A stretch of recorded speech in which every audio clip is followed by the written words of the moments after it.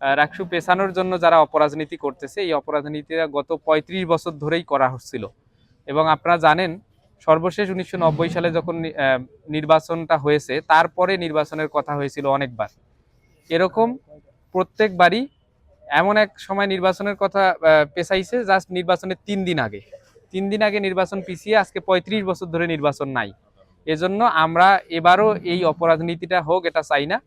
এবং যারা নির্বাচনে জয়ী হবেন না ভেবে বা নির্বাচনে ভালো ফলাফল আসবে না ভেবে এই অপরাজনীতিগুলো করতেছেন, তাদেরকে এই অপরাজনীতি থেকে বিরত রাখার আহ্বান জানাই।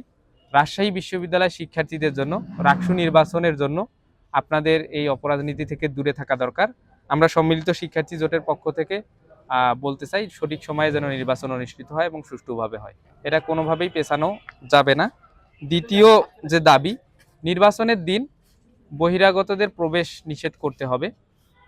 তৃতীয় দাবি আমাদের ছিল যে ভোট গণনা সুষ্ঠুভাবে হতে হবে, অর্থাৎ ভোট গণনায় যেন কোনো প্রকার ঝামেলা না হয়, ভোট গণনায় যেন কোনো প্রকার অরাজকতার পরিবেশ তৈরি না হয়, সেটা খেয়াল রাখতে হবে। চতুর্থ দাবি হচ্ছে ভোটের দিনই ফলাফল ঘোষণা করতে হবে, এটা যেন কোনোভাবেই রাত পার হয়ে না যায়, যেটা জাকসুতে ঘটেছিল। এই 4টা দাবি মোটামুটি আমরা করেছি, আপনাদের কাছে লিখিত আমরা দিব। আমরা সংক্ষেপে বলতে চাই যে রাকসু পেছানোর জন্য